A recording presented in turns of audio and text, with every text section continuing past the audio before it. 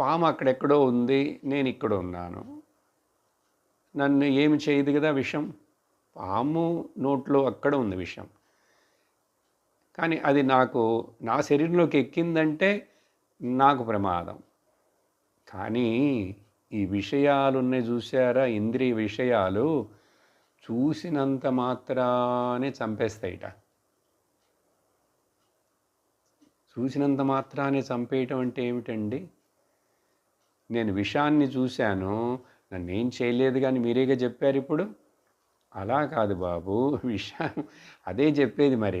ఆ విషం అనేటువంటిది నీ శరీరంలోకి వెళితేనే.